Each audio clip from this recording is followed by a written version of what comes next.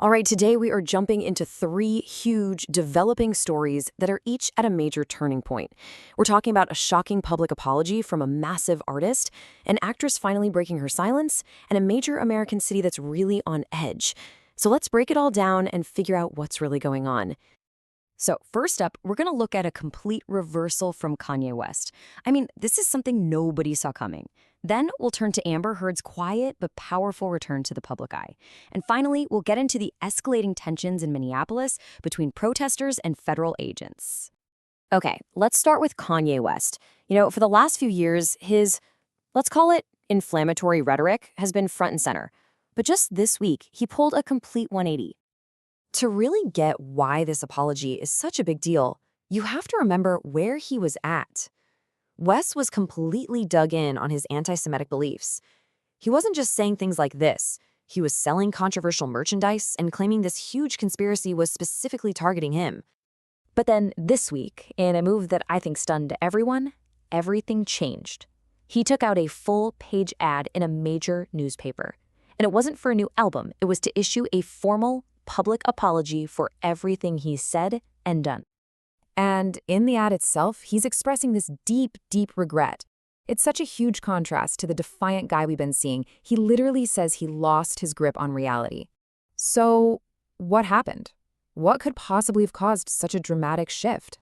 Well, according to West, his actions are the result of a brand new diagnosis, a combination of factors.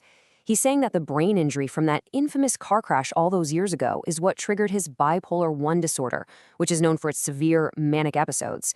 He claims this mix is what made him lose touch. And what's so wild about this timeline is how it connects the dots.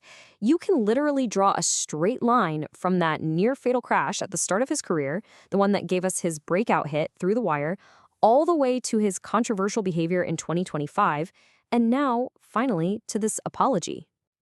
Now, in his statement, he makes it really clear that he doesn't think his mental illness is an excuse. Instead, he's laying out this roadmap for change. He gives a specific apology to the Black community, and he says he's not looking for sympathy. He's asking for patience and a chance to earn back trust, while he puts all his energy into therapy and recovery. So this leaves us with a really tough question, right? When someone causes so much harm, what does accountability really look like? Can you earn public forgiveness? And, this whole idea of a public figure re-entering a really difficult conversation, well, it brings us right to our next story. Okay, I'm pretty sure everyone remembers the whole Johnny Depp and Amber Heard trial from 2022. I mean, it was everywhere, right? It was televised, it captivated millions, and it definitely divided them too. So, after basically disappearing from public view, Amber Heard has just resurfaced. She's in a new documentary called Silenced, and the film digs into how defamation laws, which are supposed to protect your reputation, can sometimes be turned around and used against abuse survivors when they try to speak out. And in the film, she makes some really rare comments about her experience. She talks about the incredible personal toll the trial and its aftermath took on her, saying that the backlash has basically silenced her, that it's taken away her ability to speak on these things. And this slide, wow, it just lays out so clearly how different their lives have become since that verdict. Johnny Depp is having this major career comeback, directing big movies with huge stars like Al Pacino. Meanwhile, Amber Heard has completely retreated, moving to Spain to raise her kids far away from all the noise. So, of course, her being in this documentary has kicked off a whole new wave of debate. And it really all boils down to this one question. Which brings us to our final story, where public confrontation and accountability are playing out in a totally different and much more direct way.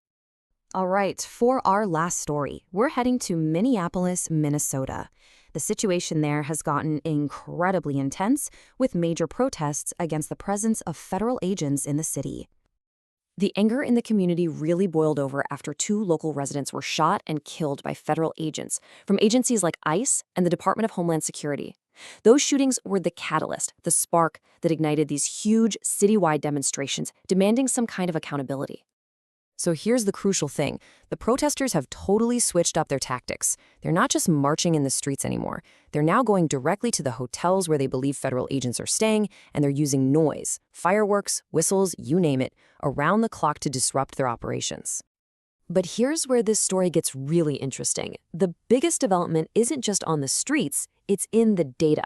A brand new YouGov poll is showing a 4% jump in support for abolishing ICE among Republicans.